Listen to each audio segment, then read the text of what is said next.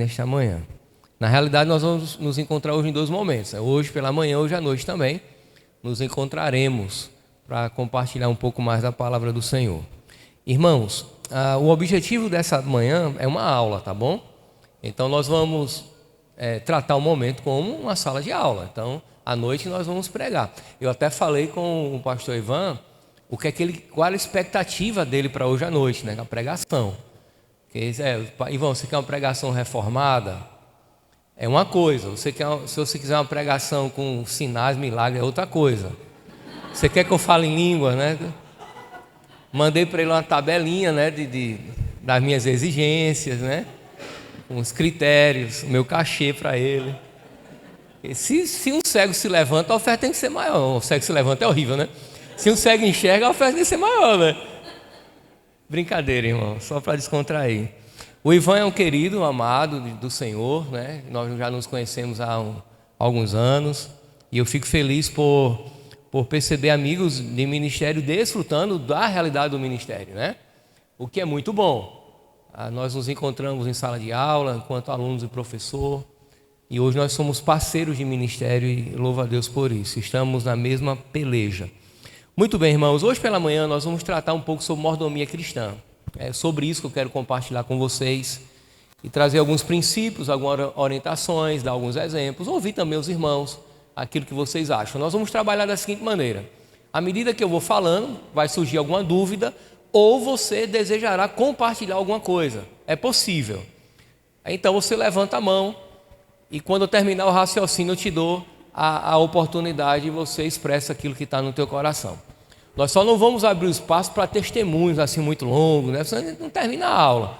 Mas se você quiser, por exemplo, compartilhar, tirar uma dúvida, algo que seja curtinho, é muito pertinente, tá certo? Levanta a mão quando eu terminar o raciocínio, aí a oportunidade é tua e vai ser muito bom ouvir você nesse processo de ensino e aprendizado, tá bom? Deixa eu só aumentar aqui o meu esboço, ficar maior para eu poder enxergar. E daí nós vamos compartilhar com os irmãos.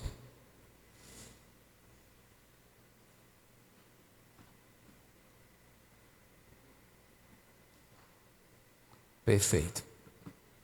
Vamos orar ao Senhor antes de qualquer coisa? Vamos orar a Deus, mesmo sentados, curva sua fronte, nós vamos elevar a nossa voz em oração ao Senhor. Querido Deus, nós te louvamos por tua graça, por tua misericórdia. Te louvamos pelo privilégio de estarmos aqui em comunhão com a tua igreja, os irmãos em Cristo. Fazemos todos parte de uma mesma família, por isso nós nos alegramos. Seja conosco sempre, nos abençoe, nos dê entendimento, clareza da tua palavra, que possa haver, ó Deus, na nossa mente, no nosso coração, uma intervenção poderosa do teu Espírito Santo, a fim de compreendermos melhor a tua palavra, compreendermos melhor o tema desta manhã, e que possamos sair daqui muito mais do que ouvintes da tua palavra, que possamos sair daqui praticantes, com temor, com reverência, e tudo isso fundamentado em tua palavra. Nos dá essa graça nessa manhã, Senhor, em nome de Jesus. Amém e amém. Meus irmãos, quando nós falamos de mordomia cristã, nós temos que partir de alguns pressupostos. Na realidade, de um pressuposto básico. Pressuposto é aquilo que fundamenta tudo aquilo que nós iremos dizer em seguida. Tudo aquilo que nós cremos está fundamentado em alguma coisa. Por exemplo, quando nós falamos que somos cristãos e vamos desenvolver um pouco mais acerca da nossa fé, o que é ser cristão, nós partimos de alguns pressupostos. Primeiro pressuposto do cristianismo: Deus existe, porque não tem como você ser cristão sem crer que Deus existe. Segundo pressuposto, Deus existe e a Bíblia é a sua palavra. Então são dois pressupostos, são ideias pré-concebidas que fundamentam tudo aquilo que você crê e vai discorrer. No que diz respeito à mordomia cristã, nós partimos do pressuposto da compreensão de que Deus é o dono de todas as coisas e o ser humano foi designado como um administrador de tudo aquilo que a ele pertence. Então o Senhor Deus é dono de absolutamente tudo. E o ser humano é um administrador de tudo aquilo que Deus criou e lhe deu para cuidar. O Salmo 24, verso 1 diz assim, o salmista declara, né? Do Senhor é a terra e de tudo o que nela existe. Portanto, quando nós compreendemos isso, não é? A vida cristã, nós compreendemos que a vida cristã necessariamente não é sobre posses. É muito mais do que isso. A vida cristã é sobre responsabilidade diante de Deus. É claro que você pode, em alguma medida, usar um pronome possessivo, não tem problema nenhum, né? Esse relógio é meu, é teu, claro que esse relógio é teu, né? O carro é meu, né? A minha casa é a minha vida, né? Então, a minha casa é a minha vida, né? Lembrei quando eu comprei meu apartamento, que eu fiz as contas lá, eu sou um pouco metódico, né? A moça me falou, na hora de assinar o contrato na Caixa Econômica, eu disse, mas moça, quanto é que vai ficar? Se passar, está tudo certo, eu queria mais curiosidade de saber quanto que eu ia pagar no final. Enquanto ela calculava para mim, eu já tinha calculado, eu ia pagar 3 apartamentos no valor de 1. Aí eu disse, moça, pelo amor de Deus, é isso mesmo? Ela fez, senhor, a Caixa Econômica está realizando o seu sonho. Eu digo, isso aqui vai se tornar um pesadelo. Você pode usar o pronome possessivo, não há problema nenhum. Desde que você compreenda que Deus é a causa de todas as coisas. Porque tudo que nós temos vem do Senhor. Apesar de chamarmos de meu trabalho, o fruto do meu trabalho necessariamente não está errado, tudo encontra a causa em Deus. Porque nós vivemos dentro de uma história que Ele escreveu, desfrutamos de um mundo que Ele criou e desfrutamos da sua ação providencial. Então, se nós estamos aqui nesta manhã, o Senhor nos trouxe. Se tomamos um café da manhã, não é? Temos uma roupa, um calçado, o Senhor que promoveu. Então, tudo que nós temos é do Senhor. Aí, inclusive, os nossos dons, os nossos talentos, as nossas habilidades. Tudo aquilo que nós desenvolvemos na nossa vida, tanto no contexto de igreja, eclesiástico, ou no contexto profissional, seja lá o que for, todas as coisas vêm do Senhor. As habilidades manuais que você tem, que você desenvolve melhor do que qualquer outra pessoa. Eu sei fritar um ovo, mas eu conheço pessoas que quando fritam um ovo parece que está comendo picanha, uma coisa diferente. Não é? Você tem essa habilidade?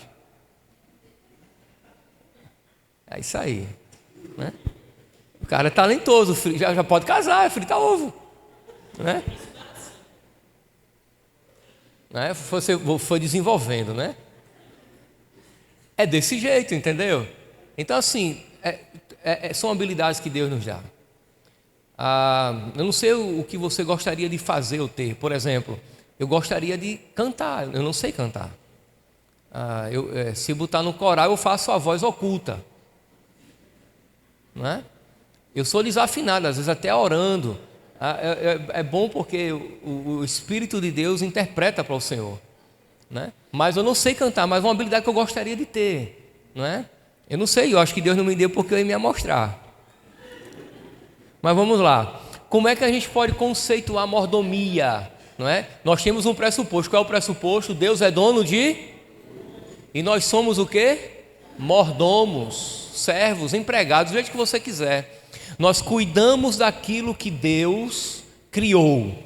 E quando você enxerga, por exemplo, o texto de Gênesis capítulo 1 e 2, você percebe que o Senhor criou todas as coisas, não é? Capítulo 1, Deus cria. Capítulo 2, o texto diz como Deus fez, mas Deus diz a Adão que ele deveria cuidar e cultivar o jardim. Então Deus transfere ali para Adão o princípio da mordomia. E Adão, na condição de representante da raça, toda a mordomia é para toda a humanidade, tá certo? Muito bem, como é que a gente pode ainda conceituar melhor esta palavra à luz das Escrituras? A palavra mordomo, ela vai surgir dentro da Bíblia com uma referência a alguém que administra bens que não são seus. Essa é a ideia, não é? O mordomo, no sentido real da palavra, ele é um administrador daquilo que não lhe pertence. E daí é claro que nós podemos fazer uso do meu, mas você tem que entender que necessariamente não é seu. Em essência, você está cuidando de algo que não te pertence, de algo que tem um dono que está além de você e ele te deu para cuidar. Observa comigo 1 Coríntios capítulo 2, perdão, capítulo 4, verso 2. Quem achar primeiro pode ler, mas todos devem abrir.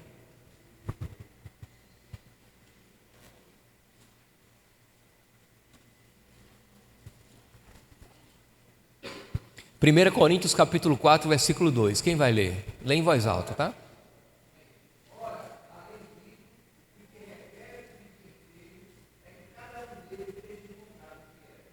Ok. O que se requer dos dispenseiros é o que? Que sejam encontrados fiéis. Então nós já temos o pressuposto, mas agora nós temos um princípio. O princípio é o que o mordomo seja encontrado o quê? Fiel. E um mordomo fiel é aquele que cuida bem daquilo que não é seu. Você entendeu agora como a gente vai construindo uma linha de pensamento, um raciocínio interessante? Uma teologia da mordomia bíblica. Nós temos um pressuposto: tudo pertence ao Senhor, absolutamente tudo. Nós somos os mordomos, os servos, que vai cuidar daquilo que não lhe pertence, mas nós temos que cuidar com fidelidade. Isso, meus irmãos, faz toda a diferença. Faz diferença em absolutamente tudo. Nós vamos tratar de vários pontos bem interessantes mais na frente, mas só antecipar. Imagina você no seu local de trabalho. Deus te deu o trabalho. Em essência, aquela ação é divina. Você deve olhar para aquilo como pertencente ao Senhor. Motivo do qual o apóstolo Paulo, quando trata da relação em Efésios, patrão-empregado, ele vai dizer que o empregado, né, o servo, é a expressão que ele vai usar, seja fiel, né, obedeça ao seu Senhor como ao próprio Deus, como a Cristo, não é? Imagine o teu trabalho na igreja, a tua disposição de servir a Deus na igreja. A igreja é do Senhor, mas tem que ser tratado com muita fidelidade. Então tudo que você tem deve ser cuidado com fidelidade. Nós vamos tratar um pouco mais disso mais à frente. Então, o que se requer dos despenseiros ou dos mordomos, não é que cada um deles seja encontrado fiel, com fidelidade. Então nós temos aqui algumas verdades fundamentais, básicas, né? Repetindo: Deus é o proprietário de tudo, o homem, nós somos apenas os administradores, e tudo isso deve ser tratado com fidelidade. Essa é a nossa principal ação, né? O critério de avaliação, se nós somos bons ou maus mordomos, é a fidelidade ou a ausência dela, com que nós tratamos as coisas de Deus.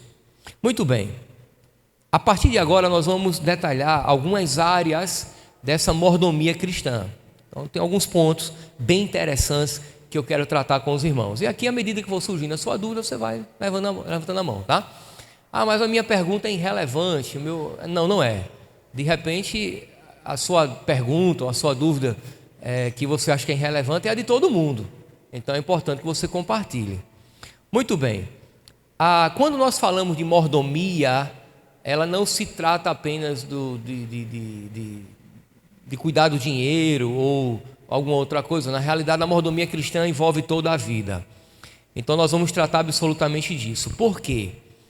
Porque o texto bíblico nos revela que Deus, ele é o dono da vida, e nós vivemos a vida que Deus nos deu, e vivendo a vida que Deus nos deu, nós temos que tratá-la com mordomia. Então vamos ver primeiro esse ponto, tá? A mordomia da vida. E para isso, Gênesis 2:7. Alguém lê, por favor. Lê bem alto. Gênesis capítulo 2, verso 7.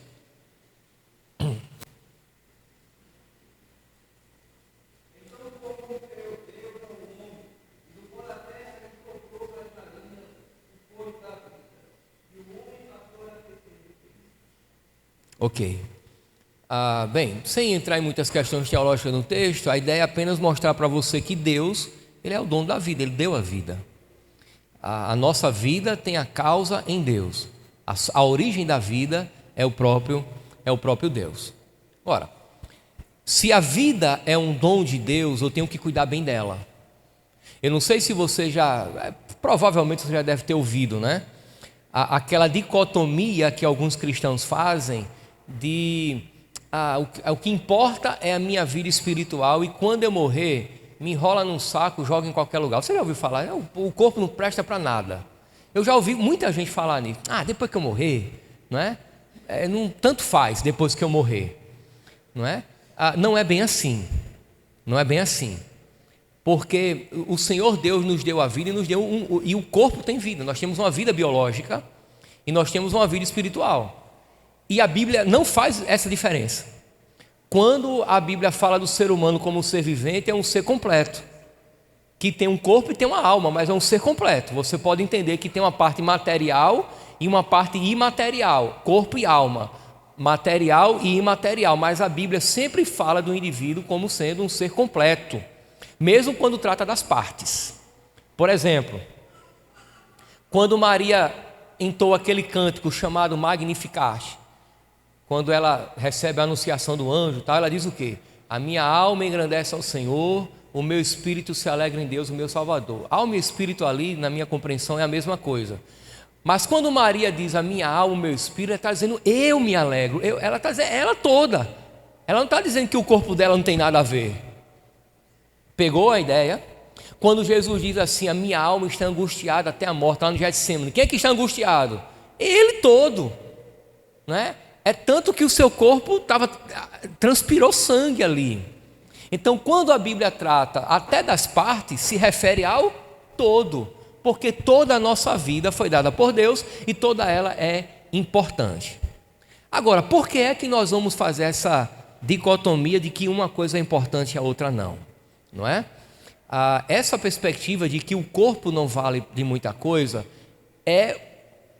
encontra a sua origem em um pressuposto herético, gnóstico, lá no primeiro século, de que eles entendiam que a carne era ruim e o espírito era bom. Ora, se a carne é ruim, então eu posso fazer o que eu quiser com ela, não é?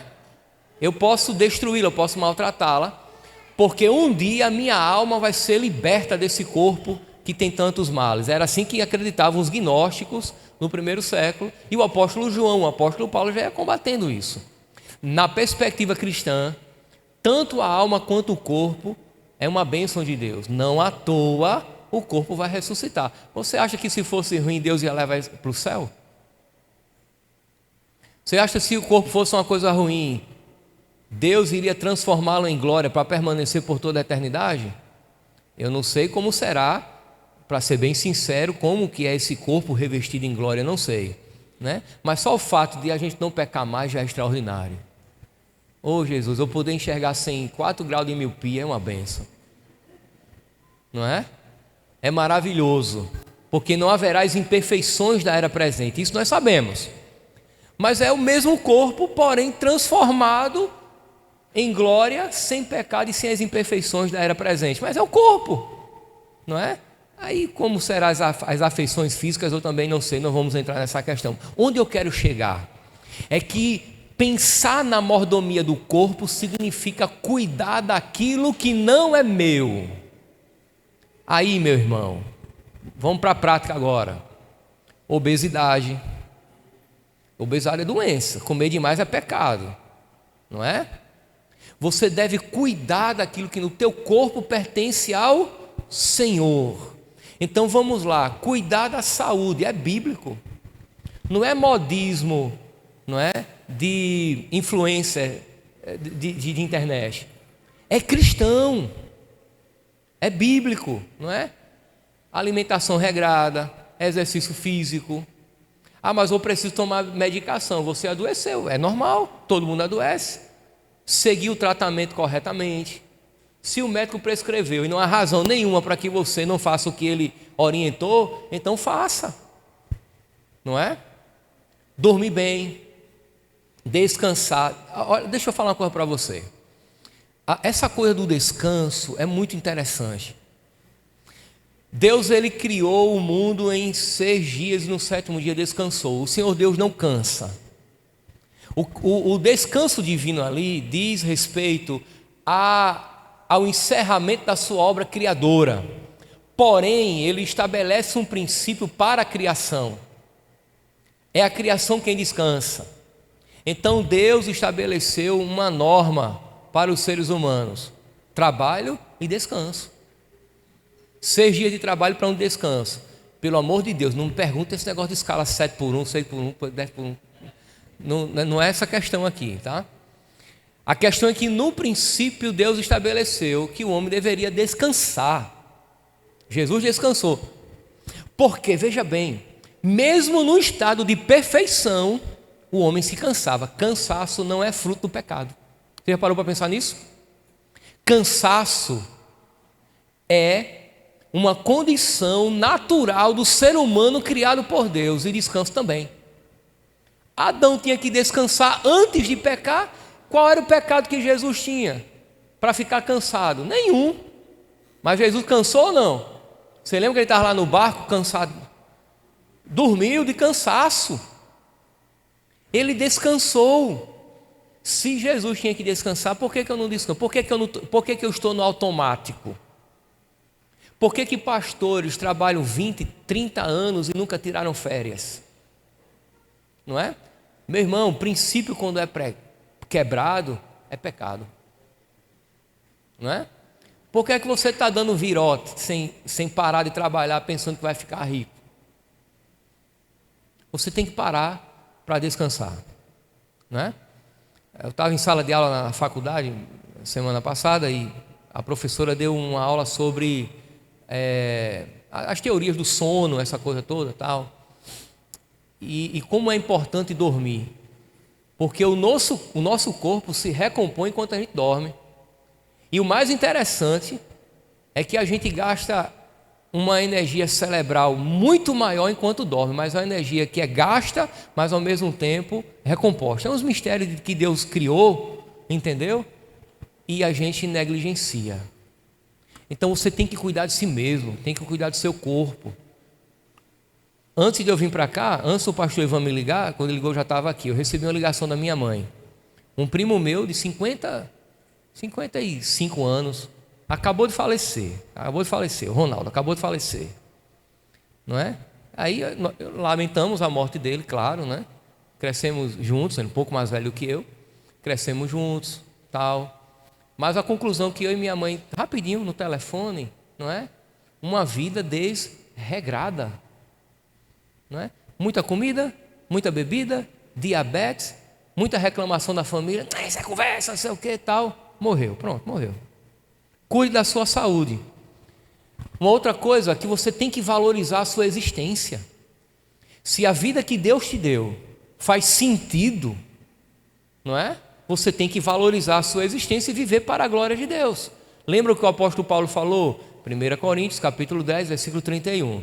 Quer comais, quer bebais, ou façais qualquer uma outra coisa, fazei tudo para a glória de Deus.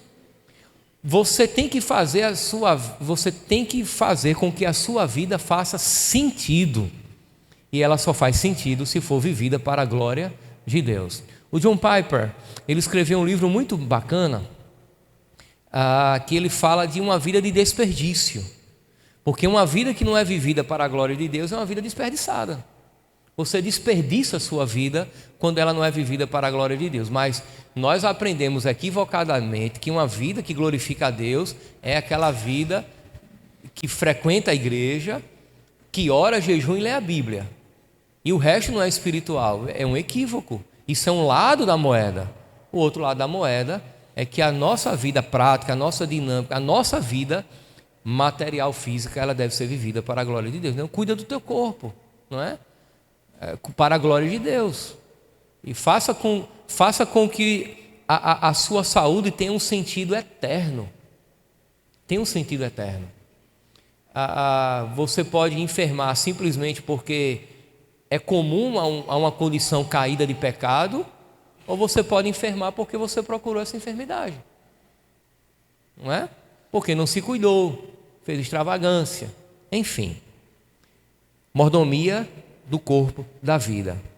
Uma outra área que a gente pode cuidar na mordomia, em que a gente atua como mordomo, é a questão do tempo. Vamos para Efésios capítulo 5, verso 15 e 16.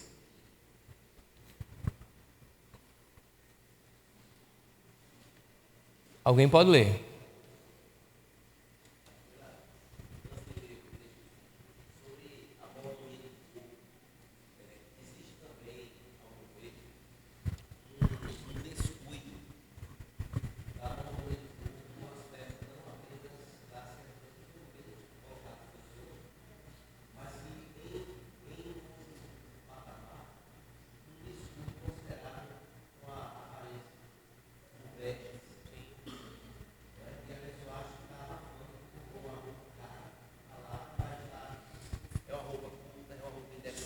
Sim. É uma roupa que não está glorificando a Deus, que é vestida para que atraia os olhares e a admiração. Então, foge completamente do objetivo de ver para a glória de Deus com o Exato, a mordomia do corpo envolve a santidade do corpo, né? Eu concordo perfeitamente. Envolve a santidade do corpo, né? Você cuida da saúde e cuida da sua aparência de maneira que Deus seja glorificado, né? Nós, os homens, eu acho que é o extremo oposto das mulheres, né? As mulheres às vezes são vaidosas demais e os homens relaxados demais, não é isso? E eu já fui, por exemplo, eu já desfrutei dessa teoria assim: olha, se eu não tô fedendo, eu sou cheiroso, não é? Mas sejamos sinceros, não é bom pôr um perfume e tal, uma aparência agradável, não é? Eu descobri isso depois que eu casei, não é? Não é? Uma barba bem ajeitada e tal. Então, assim, eu acho que cuidar da sua imagem dentro de um limite, não é, que seja aceitável, agradável, é bom e faz parte.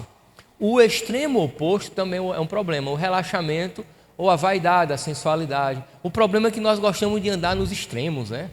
Nos extremos, é complicadíssimo, mas eu concordo plenamente. A santidade, né, o zelo com a autoimagem é super importante. O tempo. Alguém lê, por favor, Efésios capítulo 5, verso 15 e 16.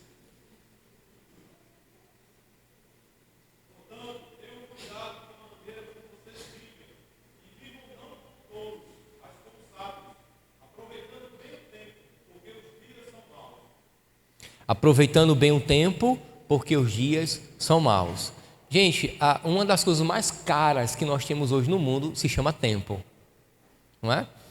E não diferente de mim, eu acredito que em algum momento você deve ter, rapaz, o dia hoje deveria ter pelo menos umas 2 horas a mais para eu dar conta de tudo que eu tenho para fazer, né? Geralmente a gente está dentro dessa coisa, dessa loucura. Particularmente, eu tenho sido muito confrontado nessa ideia do tempo, de como remir o tempo, né? Eu tenho o hábito de querer fazer muita coisa ao mesmo tempo. E ontem, na reunião com os pastores da igreja, nós tratamos um pouco sobre isso, e um deles disse assim: olha, parece que quando eu não tinha tempo eu fazia melhor. Isso é um engano, não é? Fazia na pressão, não é? No ativismo, no automático, mas de repente não fazia bem. E agora, quando eu tenho mais tempo, bate o cansaço. Tem mais tempo agora que descansar, porque vinha no automático, né? Dando hora extra o tempo todo, e agora que tem um pouco mais tempo, o corpo está reclamando e agora quer descansar. Nós temos que remir o tempo, nós temos que nos relacionar bem com o tempo. Deus, ele é atemporal. O Senhor Deus não está preso ao tempo, ele é para além do tempo, mas ele criou o tempo para os seres humanos. Vamos voltar para o princípio novamente. Gênesis, tem noite e dia, e os dias são marcados em 24 horas. Deus nos deu essa capacidade de discernir os tempos, as horas, de marcar o tempo. O tempo serve para nós, não é?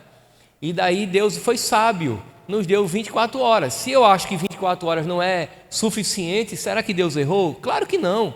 O problema está em mim, que quero fazer tudo ao mesmo tempo.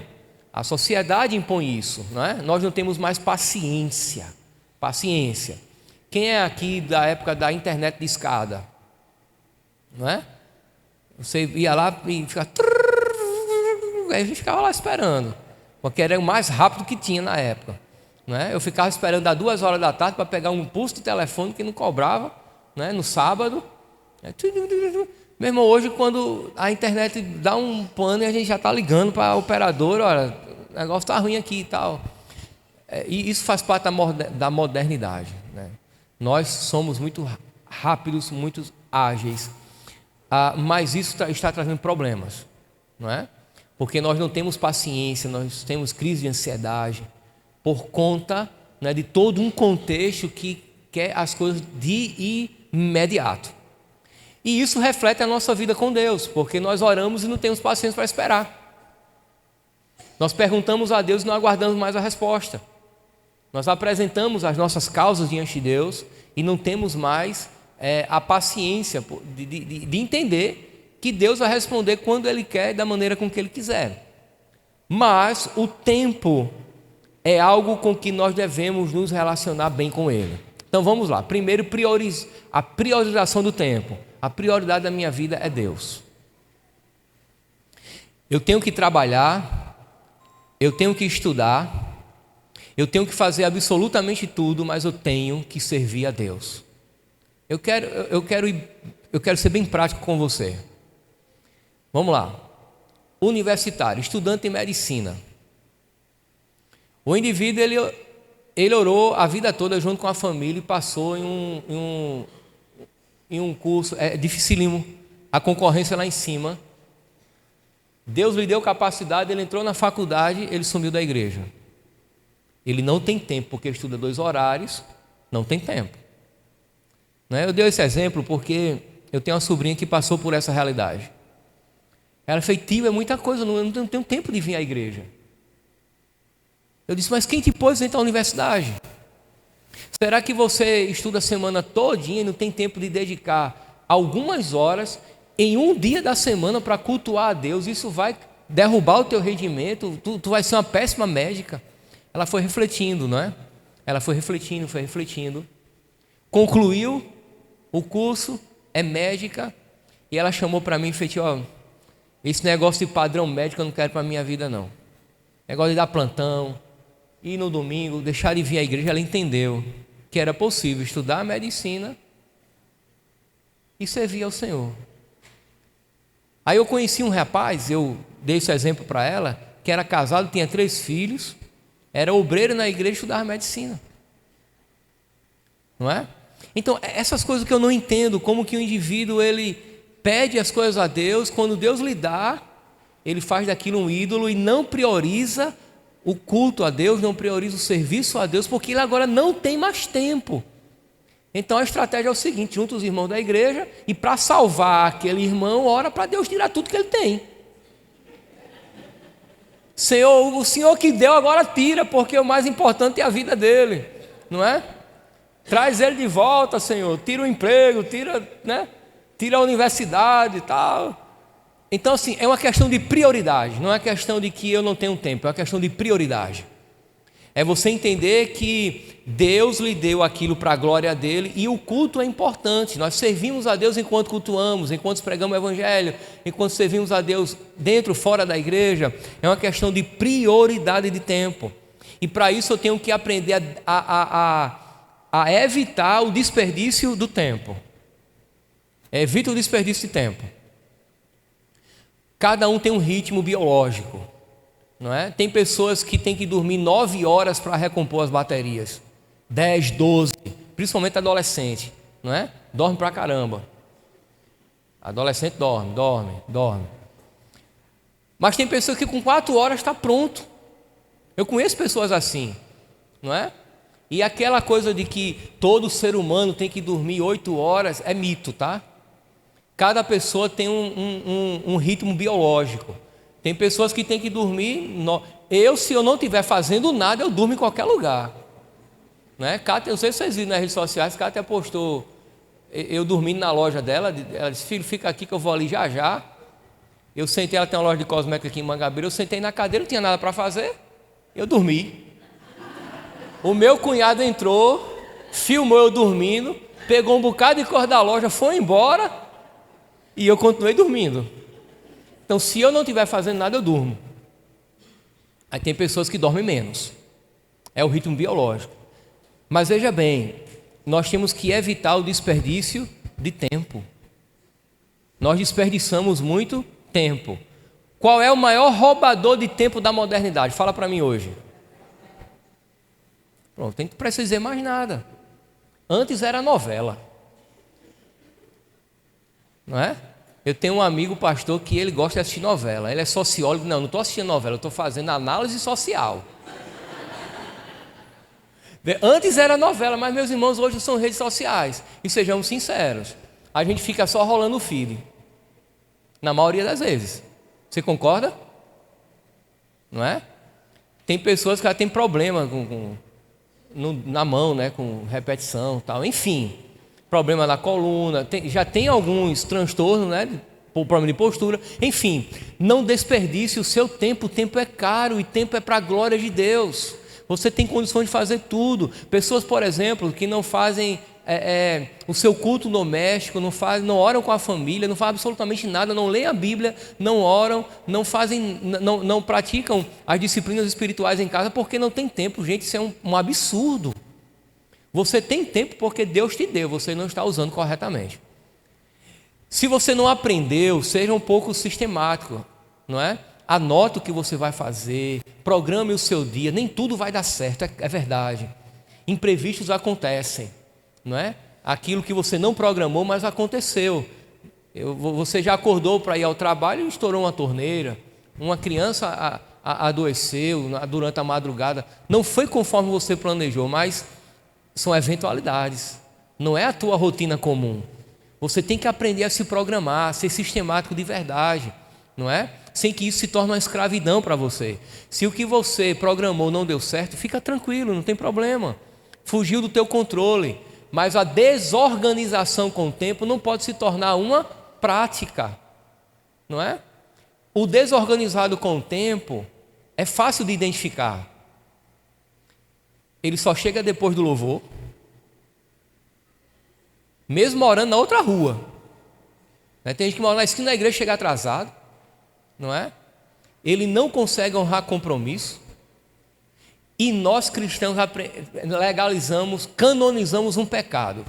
Veja bem, missionário Josenice, vamos fazer o seguinte: pastor Ivan, marca o evento para as 19 horas. Aí a Josenice faz assim: diz que é às 18h15, para o povo chegar às 19h. Meu irmão, isso acaba comigo. Isso é errado. Você está mentindo para convencer o povo a chegar na hora. É 19 às 19. Quem chegou às 19h15 chegou atrasado. É 19, chega às 19, chega mais cedo. Uma vez eu fiz um acampamento na igreja, né? Eu era recém-chegado na igreja e me disseram: pastor, é o seguinte, ninguém chega na hora. Não vai dar certo. Não sei o que. O ônibus vai sair às 20 horas, porque tinha que ser uma viagem noturna. Vai sair às 20 horas. Meu irmão, ficou em casa 10 jovens. E foi uma agonia, os pais ligando, aquela perturbação. Não, se quiser, leva lá de carro. O ônibus vai sair às 20 horas. No acampamento seguinte, esses 10 chegaram 1 hora de antecedência. Meus irmãos, o avião não espera. Você vai para uma audiência, o juiz não te espera. Eu duvido, chega no avião. Eu tava no aeroporto de Brasília faz um mês. Aí eu tive uma necessidade fisiológica, não é? Comum a todos os seres humanos. Mas só que eu me distraí lá, o banheiro de Brasília é bacana, com ar-condicionado. Eu fiquei lá, rapaz, no banheiro. Aí de repente, senhor Inácio Rolim, senhor Inácio, eu nem aí. Quando eu dei conta, o comissário, bora, não espera. Não espera, o avião não espera, mas eu duvido se atrasar, não é? A recomendação é o quê? É você chegar no aeroporto com 2 horas de antecedência, né? Quem viaja pega muito voo, porque se acontecer algum imprevisto, você não perde o voo. Internacional são 3 horas de antecedência. Por que é que cargas d'água nós chegamos atrasados no culto só depois do louvor?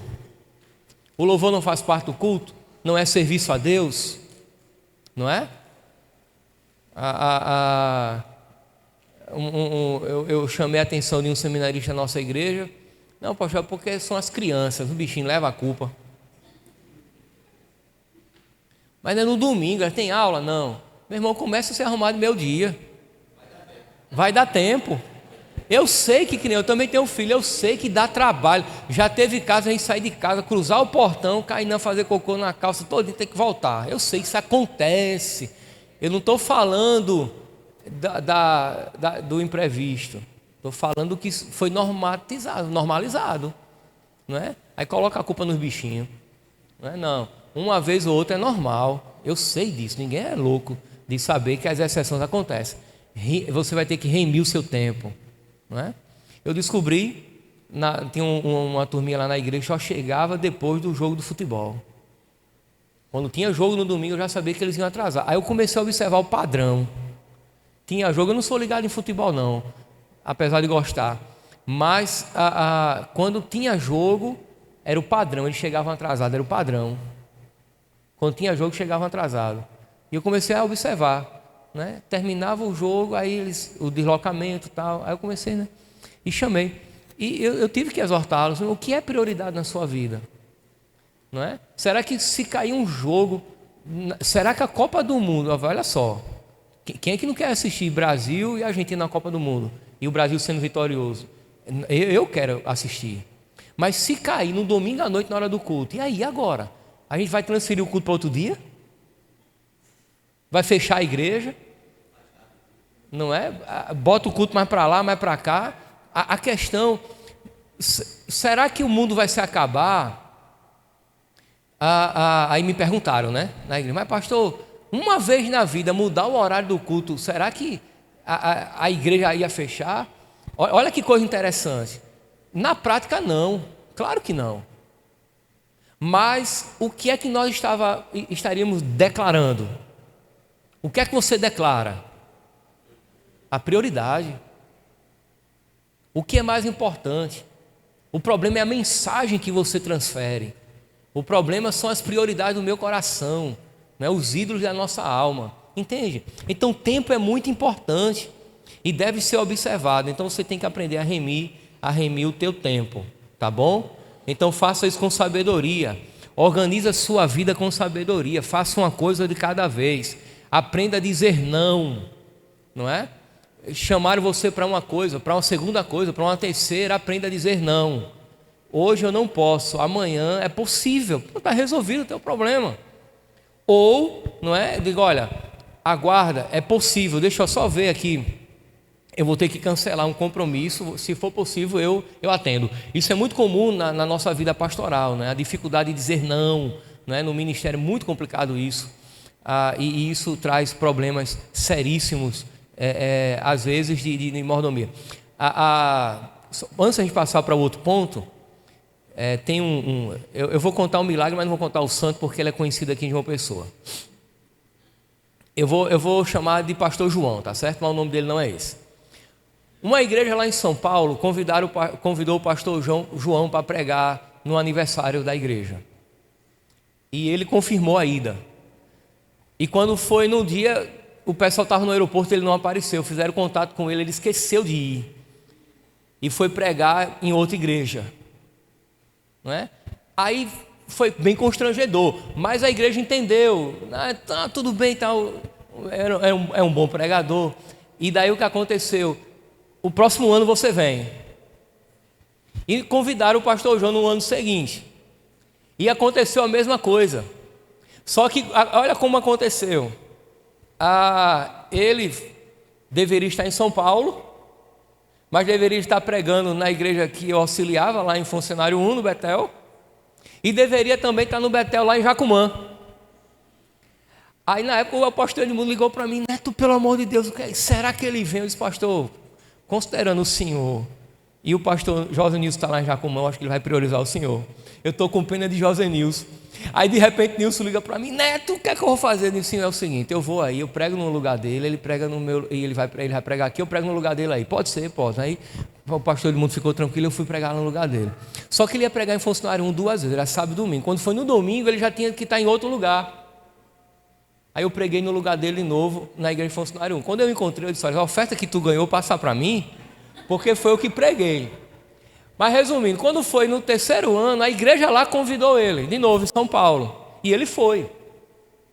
Quando ele chegou no aeroporto, não é? Isso ele mesmo contou para mim. Quando ele chegou no aeroporto, não é? Aí um irmão o recebeu, ele disse que era foi um motorista da igreja, recebeu numa Kombi, botou a mala dele dentro da Kombi e tal. Eu vou chamar ele de João da Silva, né? Tá? Aí, quando o motorista da igreja viu, ele fez: Pastor Silva, meu irmão, olha, uma bênção, olha, graças a Deus que o senhor veio. Graças a Deus, porque faz 2 anos que a igreja convida um tal de João, lá de João Pessoa, e ele não vem. Só que ele era o João da Silva, não era ele, né? Só que o motorista conhecia o sobrenome dele. O pastor disse: olha, vai lá buscar o pastor Silva no aeroporto em Guarulhos. Quando ele desceu em Guarulhos, pastor Silva, sou um homem de Deus, olha, por quem já chamou o pastor João aqui várias vezes, e ele não veio, mas glória a Deus, pastor Silva, porque o Senhor veio. Era ele.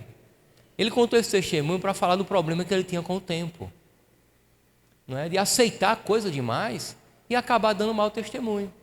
Então, aprenda a remir o seu tempo para glorificar a Deus. Seja mordomo também.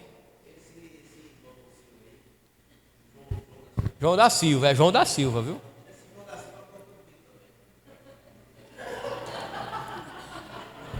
A gente tenta mudar o nome, a má fama já é grande.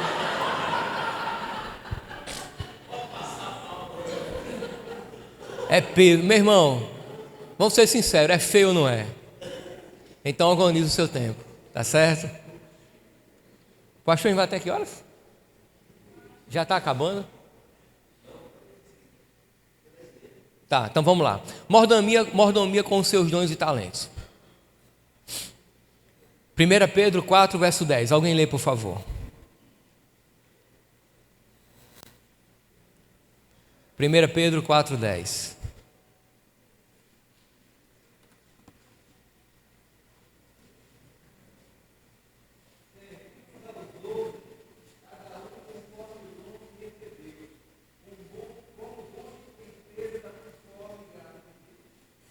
Ok, cada um administre uns aos outros com o dom que você recebeu.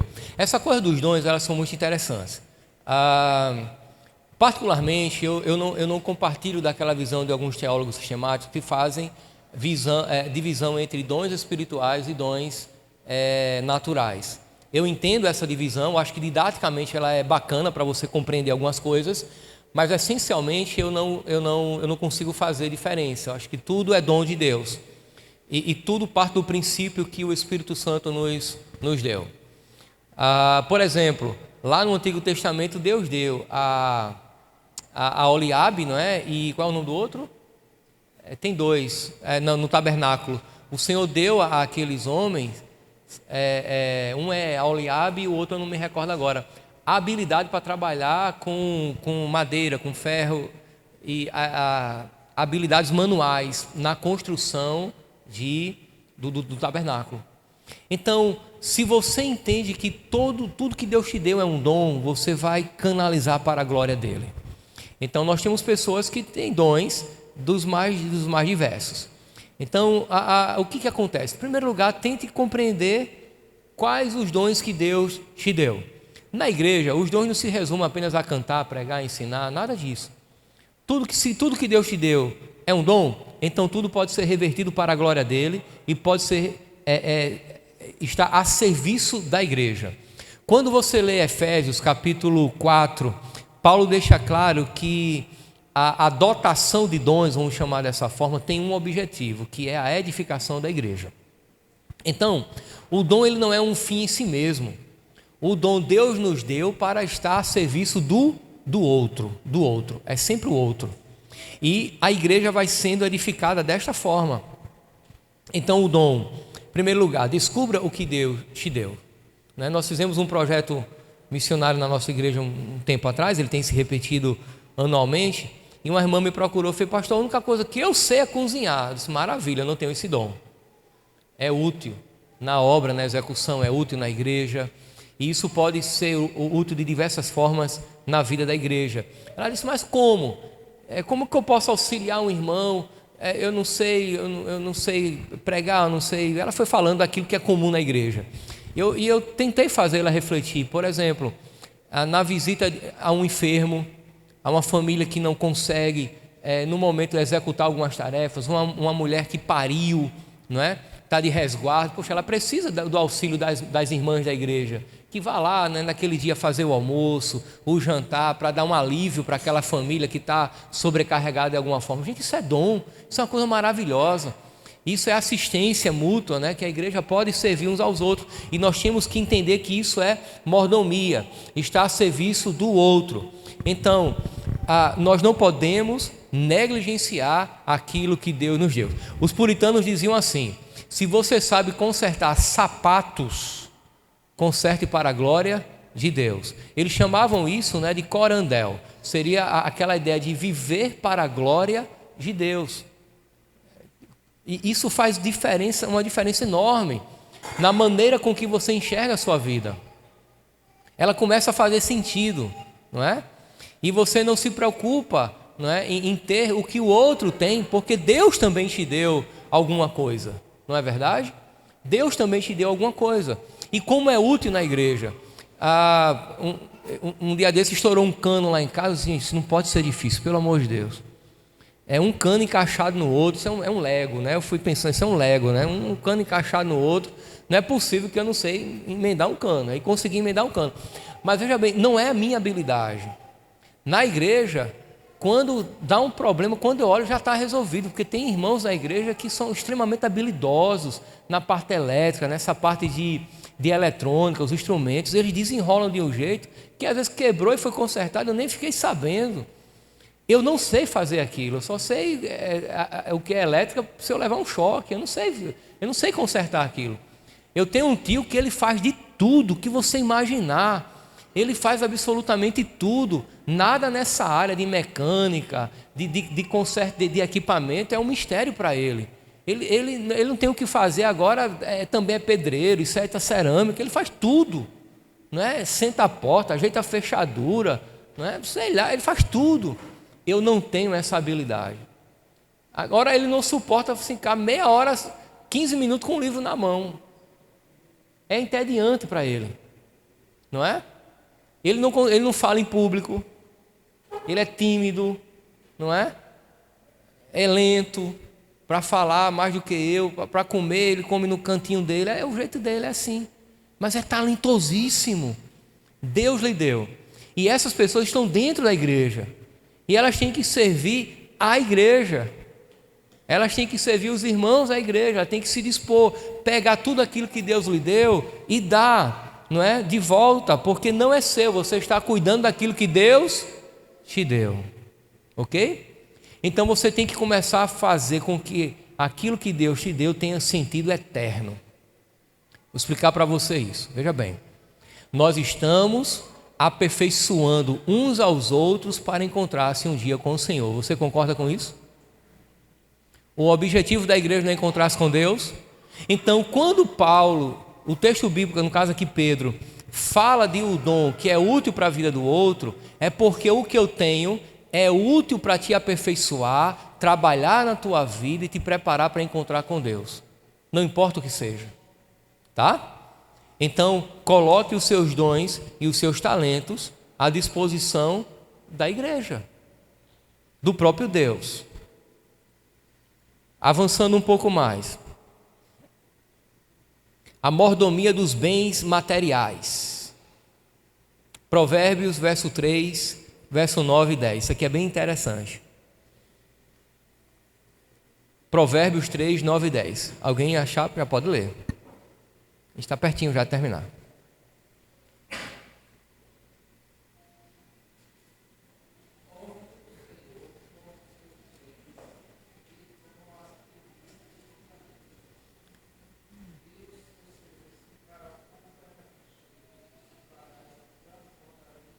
Ok.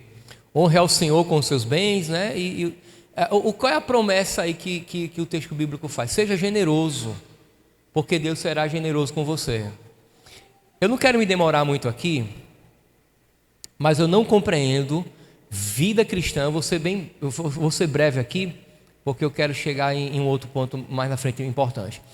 Eu não compreendo, para ser bem sincero com você, eu não compreendo vida cristã destituída da prática da contribuição. Na minha cabeça é difícil isso. Vida cristã destituída da prática da contribuição. Eu me refiro a dízimos, ofertas e tudo aquilo que é necessário financeiramente para a manutenção da obra e o crescimento dela. É absolutamente incompatível à vida cristã.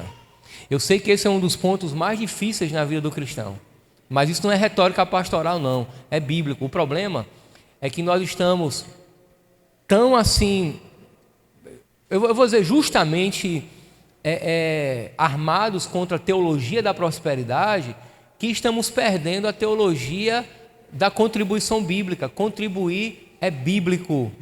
Não se faz a obra de Deus sem muita coisa e principalmente sem dinheiro. Não se faz. Eu sei que há muitos exageros, extravagâncias, mas se você, aí uma posição minha, tá, irmãos? Se você está em uma igreja séria, que administra seriamente os recursos que entraram nela, não há razão para que você não participe desse movimento. Isso foi combinado com o pastor Ivan, não, tá? Foi combinado não, né? Foi combinado não. Ah, pai, tudo irmãos, o que eu estou dizendo, né? Vamos pensar que a gente fala. Não combinamos, né? Pronto. Mas não foi combinado. Não foi combinado. Irmãos, brincadeiras à parte, preste atenção. Eu quero contar só um testemunho pessoal, tá?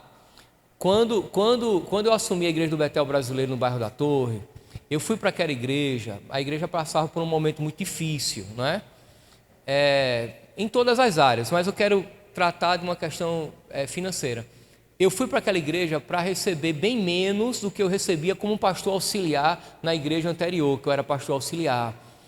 E Deus abençoou lá muito, abençoou muito de verdade, né? A realidade daquela igreja hoje é outra, completamente diferente. Nós fizemos muitas coisas. Mas Deus ministrou uma coisa interessante ao coração da liderança da igreja, não é? A ideia da generosidade. Mesmo quando tínhamos pouco, a igreja dava muito, era muito interessante isso.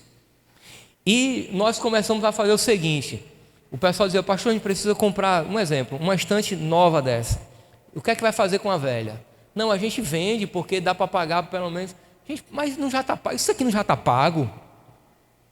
Deus não já... Por que a gente vai comprar o novo? Isso aqui não está obsoleto? Porque o outro é melhor, tal. Então o que a gente vai fazer com isso aqui? Não, a gente vende, não, a gente não vende. Porque tem alguma outra igreja da mesma instituição, mais carente que a nossa, que isso aqui vai ser maravilha, doa esse negócio. Então Deus começou a nos dar, a gente começou a dar aquilo que estava sendo substituído. Aí nós compramos um som novo para a igreja. Eita, pastor, se a gente vender isso aqui, portanto, tem sempre... Gente, a gente não vai vender, a gente não já comprou à vista, já está pago. A gente não precisa. Tem uma igreja do Betel em tal lugar que precisa de uma caixa como essa, tem essa que vai precisar de um amplificador, tem outra que vai precisar daquela mesa. A gente tinha 3 mesas de som dentro da igreja, analógica, e Deus nos deu uma digital. Para que a gente vai vender? Não já está pago esse negócio? Aí eles foram entendendo o princípio da coisa. Aí tinha um projeto missionário que precisava de um equipamento entre Deus. Aí foram descobrindo as coisas. Gente, foi uma maravilha. E isso se tornou uma prática dentro da igreja. Aí quando foi essa semana, né, um abençoado colocou lá... A nossa igreja tem um índice de natalidade muito alto. Esse ano vai nascer 10... Com os que nasceram, com os que virão, são 10 crianças que nascerão esse ano na igreja, né?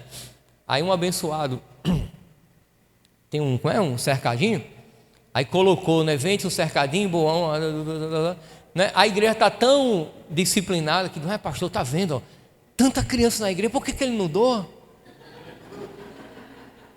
Tem necessidade disso? Então, assim, é uma cultura que você vai criando da mordomia. Claro que vai ter objeto que você vai ter que vender por uma necessidade, mas tem coisa que não precisa. E quando a igreja ela é generosa com ela mesma, Meu irmão, aguarda, Deus abençoa. Não estou dizendo que é uma regra, uma maneira de manipular Deus. É porque a generosidade é um padrão divino.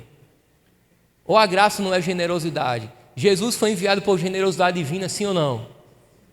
Entende agora? Então, contribua, porque você está devolvendo a Deus aquilo que Deus lhe deu. Então nós devemos honrar a Deus com os nossos recursos. Isso é generosidade. E generosidade faz parte da vida cristã, não é? Faz parte da vida cristã. Pode falar.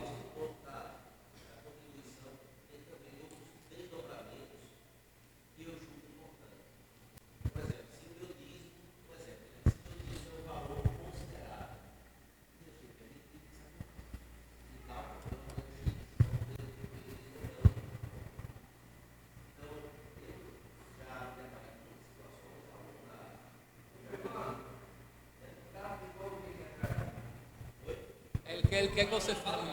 Sim, sim. Tá. Então, como eu já, desde os meus 11 anos de idade, eu acompanho meu pai na plantação de igreja, já visitei muitas e já fiz parte do Betel brasileiro já 17 anos e tudo, e estou aqui. Então, assim, ao longo dessa minha caminhada, eu já me deparei muito com pessoas que têm um valor de dízimo maior do que o normal. Deus abençoe a pessoa.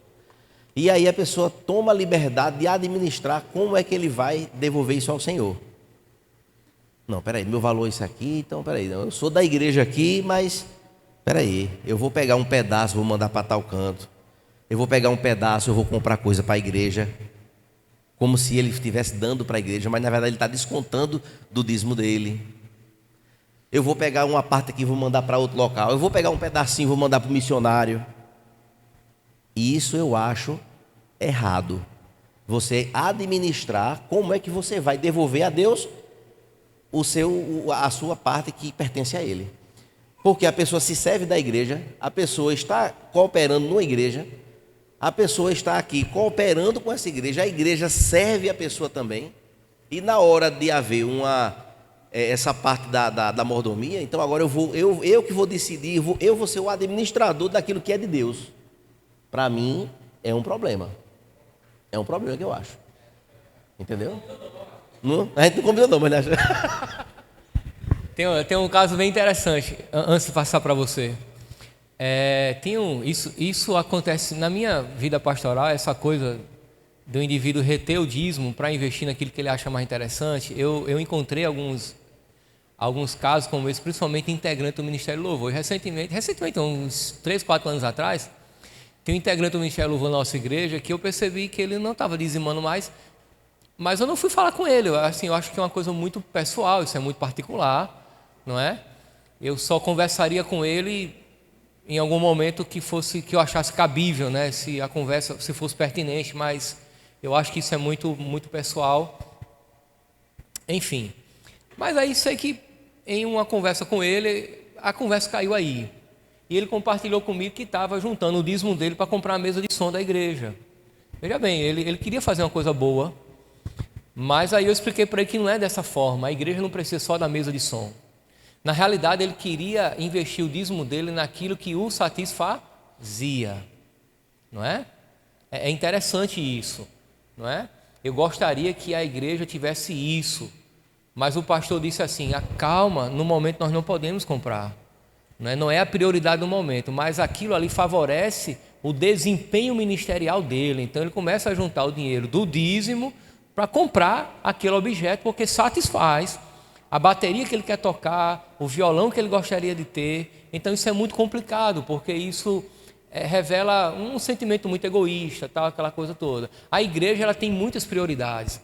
A igreja ela não vive só não tem uma necessidade só, não são prioridades, necessidades. A igreja não tem uma necessidade só, não pode atender apenas a um ministério, né? São muitas coisas e nem sempre a receita dá para fazer tudo ao mesmo tempo. Então uma coisa de cada vez. E os ministérios, eles têm, principalmente os líderes e os integrantes, têm que ter paciência, não é? Para entender que uma coisa pode vir depois da outra e tudo no final será feito, mas tem que ter paciência. Isso é um problema, uma dificuldade. Uma outra coisa que eu já percebi também, já tive experiência, o indivíduo ele ganha muito bem, ele não é dizimista, mas vez ou outra, durante o ano, quando a igreja faz alguma campanha, ele dá aquela oferta mais gorda, e aquilo serve no coração dele de compensação. Quando que o princípio do dízimo é o quê? O dízimo ele é proporcional e sistemático. Ele é proporcional ao que você ganha e sistemático ao que você dá toda vez que ganha. Mas é proporcional ao que você ganha, é 10% do que você ganha. E é sistemático ao que você dá sempre que ganha. Mas o indivíduo ele não quer dar dessa forma, aí quando o pastor levanta um desafio, ele é o primeiro a dar e dá mais do que todo mundo. Mas aquilo não é nem um terço daquilo que ele poderia fazer se ele fosse fiel na sua contribuição. Então assim, eu acho que é uma coisa de converter de fato o coração, a mente, entender quem de fato governa sobre todas as coisas e dar com generosidade. Não esqueci de você não, tá? Eu era seminarista e eu deixei tudo, trabalho, tudo, e fui ao seminário. Nesse período, eu era aluno noturno, trabalhava como taxista aqui na cidade de João Pessoa. Meu pai tinha um carro, depois comprou um outro, eu trabalhava em um, ele trabalhava em outro. E meu pai sofreu um acidente com um dos carros e ele teve que ficar com o meu para trabalhar. E eu aproveitei a ocasião e disse: olha, eu entendi que Deus me chamou só para me preparar para o ministério. Não era casado, não, né?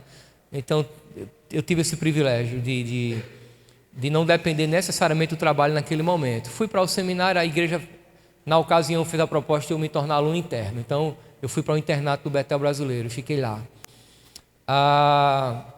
Então não tinha salário, não trabalhava, o que eu tinha juntado esgotou, né? Porque se você tira, não bota, esgota, né?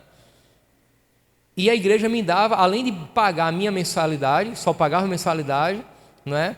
A igreja me dava, quem é do tempo aqui do ticket estudantil, né?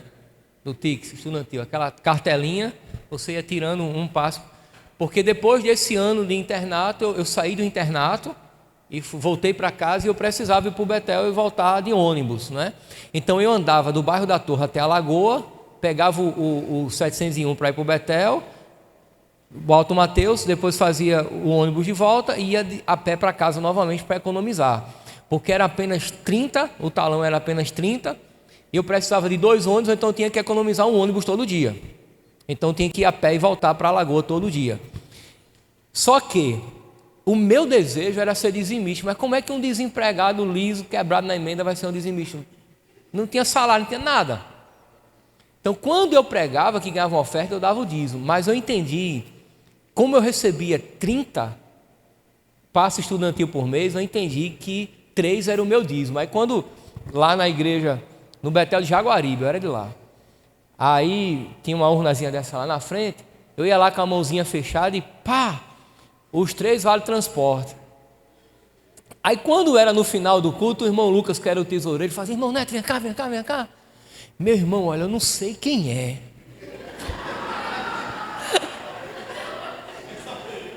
mas todo mês entra 3 vale transporte aqui. Sim, irmão Lucas, e daí? E aí? Isso aqui não vai entrar no relatório financeiro para o Betel. Então tome. Ele disse: o senhor sabe que eu dei.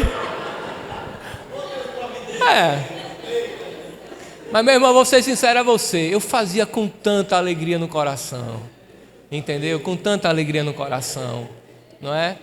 O Senhor me abençoou tanto, você não faz nem ideia. De verdade, irmão, Deus me abençoou tanto, tanto, tanto, não é? De eu ter o que eu nem pedi a Deus, não é? Pode falar, meu irmão. Desculpa a demora, tá?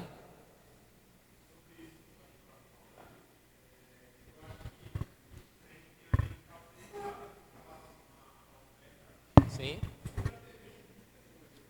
Muitas aberrações, né?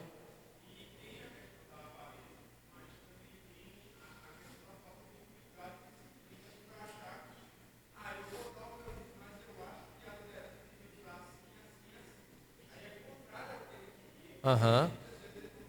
Exato.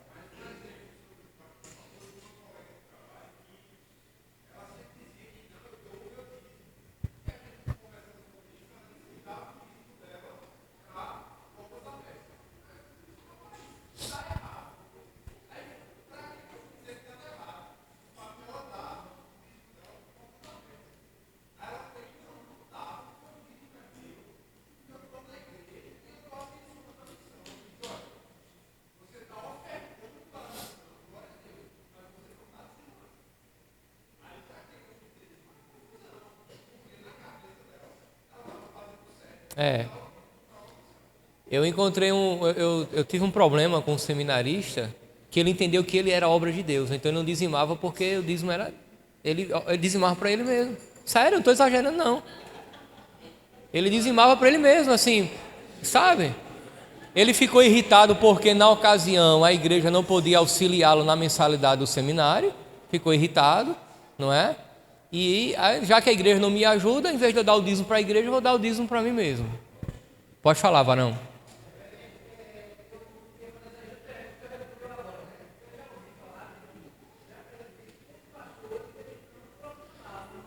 É um pecado, meu irmão. O pastor tem que dizimar. Como é que eu vou ensinar o princípio da contribuição se eu não contribuo? Esse é o exemplo, não é?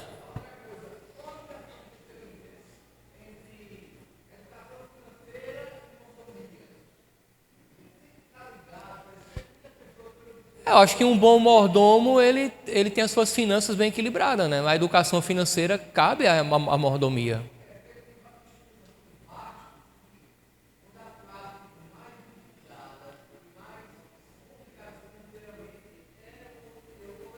Eu diria a você que uma má gestão financeira doméstica é um mau mordomo, não é?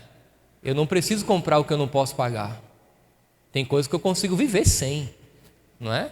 A questão é que a igreja ela vive também nesse contexto de consumo, né? De querer ter as coisas. Se eu ganho 1.000, é um número hipotético, tá? Eu não posso gastar 1.500. Né? Se a minha renda é tão baixa a ponto de eu ter necessidades, eu tenho que encontrar recursos, compartilhar com a igreja. Tem outros meios, não é? Mas fazer dívida de maneira irresponsável, não é? É complicado. Eu sei que há momentos que a gente tem que estourar o cartão de crédito por uma urgência, vida ou morte. Eu já tive essa questão de saúde e tal, meu filho, e eu tive que usar o cartão de crédito, né? O meu filho nasceu com alergia à proteína do leite, não é a lactose, é a proteína do leite. Olha, era um moído, você não faz ideia. Até descobrir, é um moído. Quando descobre, é um outro moído. Ele não podia comer absolutamente nada. A comida dele tem que ser feita em panela virgem. Na escola ele comia separado, porque toda criança vai ter o danoninho, o leitinho e tal. Ele tinha uma coceira aqui no pescoço, não sabia o que era o batom da professora, quando chegava eu cheirava ele, até descobrir tudo isso, complicado demais. E teve um dia que ele deu uma entrada lá no hospital da Unimed e disse, vai morrer, não tem condições. Aí ele teve alergia aos antibióticos, aos remédios que baixam a febre, e não podia tomar nada. E foi na base da oração mesmo. Eu estava concluindo uma pós-graduação, Kátia foi lá me render, eu fui para casa, ela disse, meu filho, vá para casa, termina o trabalho que você está fazendo, você vai perder esse curso. E Kátia ficou lá e de repente ela apagou. Aí os médicos entraram para fazer os sinais vitais dele, saber se tinha morrido ou não. E ela disse, Senhor, me deu, Senhor, entrega, desesperada e entregando ao Senhor. Deus o trouxe de volta. Mas olha o que aconteceu, ele só podia tomar um tipo de leite. Aí chegou um momento de crise, meu irmão, olha, dificílimo.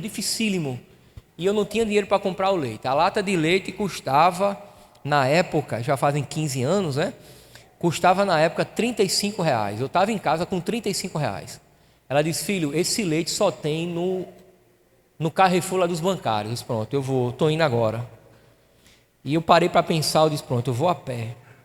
Ela disse, mas se tu for a pé, o menino está com fome, como é que você vai a pé? Eu disse, Kátia, 35, se eu botar gasolina no carro, eu não compro o leite. Se eu comprar o leite, não dá para ir de carro. Então eu vou ter que ir a pé. Não tinha uma bicicleta em casa para ir, eu disse, já sei o que eu vou. Eu vou dando banguela no carro. Onde o carro acabar a gasolina, eu deixo ele lá, abandono. Ligo para alguém vir me... Eu vejo o que faço, mas pelo menos eu fico mais perto do supermercado. Sei que deu para eu chegar lá no Carrefour. Aí quando eu entro no Carrefour, que vou lá na seção o leite, ele estava por R$17,50.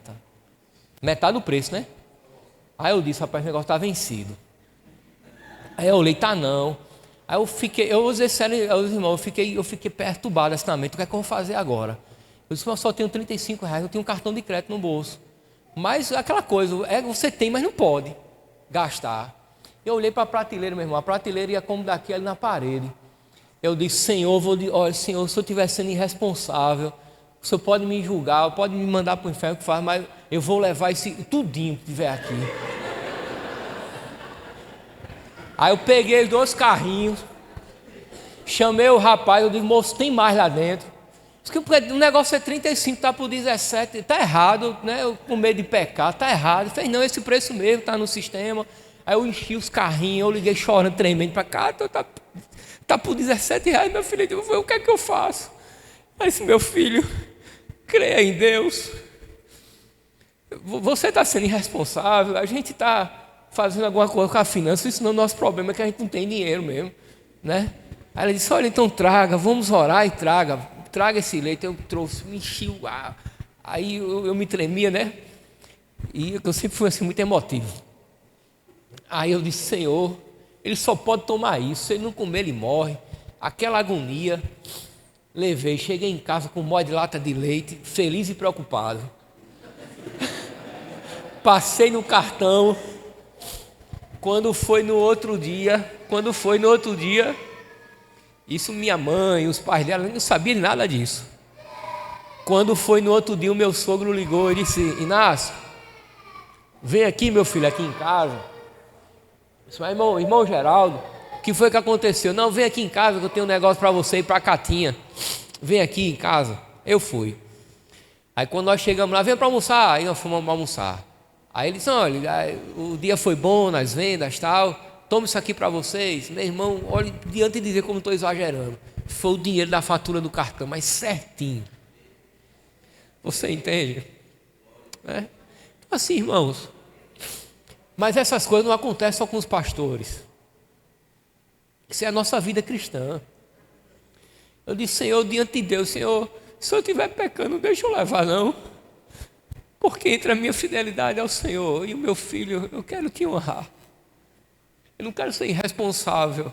Se eu não conseguir pagar, como é que eu vou pagar isso aqui? Deu dinheiro que só.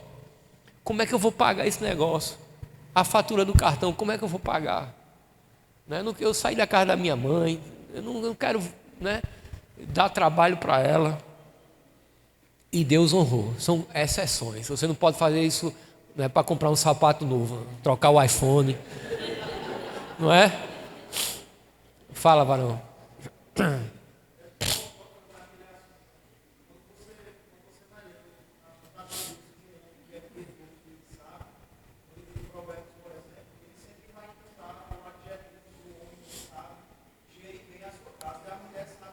É.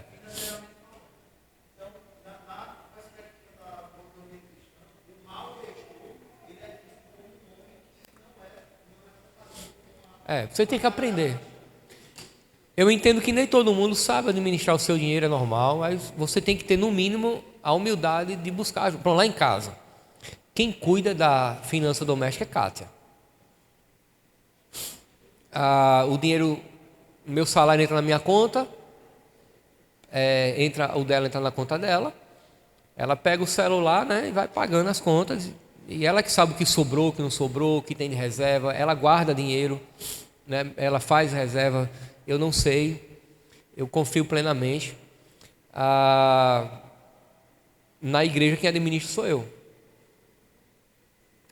e ela administra o dinheiro da casa, e eu administro a igreja junto com o conselho, daquela estrutura de gestão da igreja, mas na finança doméstica é mais ela do que eu, eu fiz agora, nós fizemos uma reforma em casa, pintamos lá as paredes, as portas, consertamos um telhado lá. Aí ontem eu tive uma crise sinusite, eu disse, filho, eu vou ficar em casa. Ela disse, então vou com o Cainão comer um sanduíche. Quando ela voltou, ela foi comer um sanduíche, ela voltou com um sofá, uma cama, um chinelo para mim e um tênis para Cainão. Eu disse, a gente tinha dinheiro para isso? Ela disse, parece que você não me conhece. Eu digo, gente, eu nem sabia. Então, ela faz melhor do que eu a gestão doméstica. Isso não atinge a minha masculinidade, Ela sempre me comunica, compartilha as coisas, tá tudo bem. Irmãos, por fim, não vamos avançar mais não por causa do horário. mas seja um bom mordomo naquilo que Deus lhe deu. O último ponto aqui seria o mordomo com a pregação do Evangelho, né? No testemunho cristão, no discipulado. Devolva ao Senhor tudo aquilo que Ele deu. Trate com carinho. Desde o que é físico, né? Desde o que você pode tocar, até aquilo que você não pode ver ou tocar, né? Os dons, aquilo, tudo que Deus te deu, pertence ao Senhor. Eu queria encerrar só para pegar um pouquinho mais do que nós estamos falando. Quando eu casei, quando nós casamos, eu disse para a Cátia, filha, é o seguinte, quando nós recebermos da igreja R$1.000, eu acho que a gente já consegue casar. O aluguel era 650 e o resto a gente passava um mês. Eu recebi cesta básica da igreja, tá, tudo isso. E quando foi no dia do casamento, eu não tive condições de fazer aquela recepção, aquela coisa toda, até porque o número de pessoas era muito alto, a gente conhece muita gente. Cátia é uma coisa absurda, meus irmãos, vocês não fazem ideia. Vocês não fazem ideia. Porque é o seguinte, quando nós começamos a namorar, nós fizemos um acordo de a gente ser amigo dos nossos amigos. Eu queria ser amigo dos amigos dela e tal. Mas só que ela se tornou muito mais amiga dos meus amigos do que Deus dela, porque ela é assim. E uma vez eu saí com ela para passear no shopping e incomodou. Eu disse, filha, poxa, pensei para namorar, né, passear junto. E cada cruzamento dentro do shopping, ela encontrava alguém. Eu disse, cara, já, 5 pessoas já, desse jeito não tem condições não. Ele disse, não, aquele jeito não, parou, não vou encontrar mais ninguém.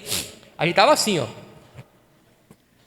Há quase 20 anos atrás, os seguranças do Manaíra Shopping, eles viam você por câmera e eles ficavam no monitor. Aí de repente ela olha assim para um lado, aí olha um rapaz no monitor, o rapaz no monitor faz, espera aí que eu vou aí. Isso é imoral. Cátia é assim. Então na nossa lista de casamento foram 450 pessoas. Depois dos cortes. Eu disse, não tem condições. 2 desempregados, recém-formados no Betel. Como é que vai fazer um casamento desse, minha filha? Aí Deus levantou uma pessoa e nos deu um bolo de 40 quilos. 40 quilos de bolo. Chegou um camarada lá no bar do pai de Cátia, com o irmão Geraldo, ele ainda tem um restaurante lá na Praia dos Seixas. Chegou lá na barraquinha dele, bêbado, não aguentava nem ficar em pé. Ele diz assim, Geraldo, eu não vou para o casamento da tua filha não, porque no dia eu vou estar bêbado, tu sabe. Mas toma aqui o presente dela, o dinheiro que ele deu, comprou todos os refrigerantes. Eu disse, pronto, está resolvido. Bolo e refrigerante, acabou. Porque as pessoas estão se convidando para vir para o nosso casamento. Então, se estão se convidando, não vão se importar com que vão comer o bebê, porque querem se alegrar conosco. Nós não tínhamos como contratar uma casa de festa, né? Eu paguei uma taxinha da energia e fiz a recepção do meu casamento no refeitório do seminário do Betel. E a cerimônia foi na capela. Quando termina a cerimônia, não é?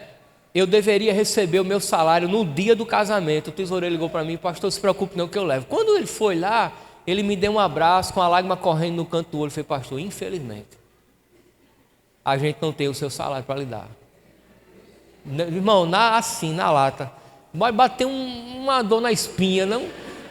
Eu disse, Jesus, eu acabei de casar, como é que eu vou fazer feira?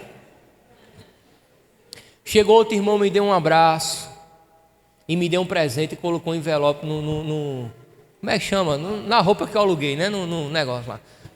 Aí chegou outro, me deu um abraço, fez a mesma coisa, me deu um abraço, fez a mesma coisa. Quando ficou já uma coisa meio inchada, aí minha mãe estava assim, eu disse, mãe, eu recebi isso aqui de presente, a senhora guarda, depois no final a senhora me dá. Pronto. Terminou a festa, todo mundo foi embora, todo mundo comeu bolo, bebeu o refrigerante, guaraná, eu já estava cansado, Cátia também. Nós fomos para o apartamento que alugamos lá no Bessa, lá na Washington Luiz, no Bessa. Antes de irmos para o Hotel Caiçara, em Tambaú, que foi o lugar que ganhamos a lua de mel, não é? E daí eu disse, cara, antes a gente falou de mim, aí a gente ansioso, vamos abrir os presentes, aquela coisa toda tal, e nós fomos contar o dinheiro. Meu irmão, tinha 3 vezes o valor do meu salário naquele dia. 3 vezes o valor do meu salário. Aí agora escuta só, abrimos presente. Presente de casamento tem muita colher, bachela, aquele negócio de inox. Juntamos tudinho. Numa sentada a gente juntou o que ia ser, viu que estava repetido. Botamos de um lado. Na semana, não é? Primeira semana de casamento. Sim, fomos para a lua de mel, não é? E voltamos para o apartamento. Na primeira semana, aí Cátia sentiu falta de algumas coisas. Isso não tem problema. A gente vai nas casas Maia. Eu descobri que nas casas Maia, na época, você levava o que tinha ganhado em dobro e trocava. Pegava o crédito e pegava outra coisa. Então, certo, vamos lá. Quando eu olho para a Cátia, ela está na área de serviço, lavando roupa e chorando. Eu, inocente, sem saber o que era, fiquei preocupado e com vergonha de perguntar. Aí o que veio na minha mente? Meu Deus, acabou de casar, a mulher já está chorando, deu algum problema. E eu com medo de perguntar. Na realidade, eu estava com medo da resposta, né? Mas irmão, falta de experiência, irmão, falta de experiência. Aí eu disse, minha filha, aí eu tomei coragem, eu disse, por que você está chorando? Ela olhou assim para mim, ela estava lavando a minha roupa. Ela disse, Inácio, é uma bênção, é um prazer lavar a sua roupa, mas eu não aguento, a minha tendinite está me matando. Quando eu olhei para o braço dela, tinha uns calos assim, uma crise de tendinite, o braço inchado. Nós fomos orar. A nossa oração, Senhor, não é uma vaidade, mas uma necessidade. Nos dê uma máquina de lavar. Uma máquina de lavar. Oramos a Deus. Juntamos uma quarta-feira, juntamos os presentes e fomos na loja Mar. Quando a gente chega na loja Mar, na BR, ali em Cabedelo, está lá a loja Mar, a máquina de lavar. R$999. Eu disse, Senhor, era essa que a gente queria. Era essa aqui, ou se a gente pudesse comprar. Aí Cátia disse, eita moço, se a gente pudesse, eu disse, eu mandava botar na mala do carro logo agora. O carro era da minha mãe, ela permitiu que eu ficasse com ele. Aí nós entramos na loja. Aí Cátia disse, moça, o que é que você queria? Eu queria trocar esses presentes aqui e tal. Ele falou, aguarde, senhora. Não é? Aí foi calcular os presentes. Quando ela calculou os presentes, e disse, dona Catiane, aqui está o seu crédito. Quando Cátia olhou para o crédito, ela tinha de crédito R$890. Faltava R$100 para a máquina. Aí eu olhei para a máquina, olhei para o cartão e disse, bota na mala do carro.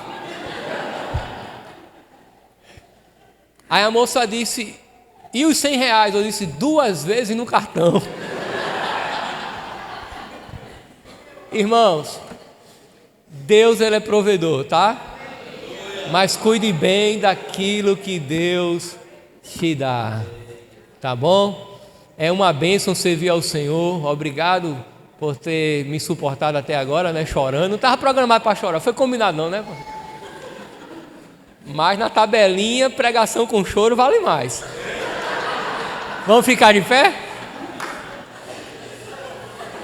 Vamos orar ao Senhor. Irmãos, hoje à noite, vou fazer com vocês o que eu faço lá na igreja. Hoje à noite eu vou estar ministrando no texto de Apocalipse capítulo 2. Então eu gostaria que você lesse antecipadamente, tá? Apocalipse capítulo 2, do verso 1 ao 7, a carta que o Senhor envia à igreja de Éfeso, né? Então leia, medite, né? Já venha para a igreja com o texto em mente, porque vai auxiliar na tua compreensão, né? Já peça para o Senhor Deus falar o teu coração, para que hoje à noite nós possamos compartilhar em outra dinâmica, né? Você não vai poder levantar a mão, né? Se você levantar a mão, eu digo, respeita o profeta, tá bom? Vamos orar ao Senhor.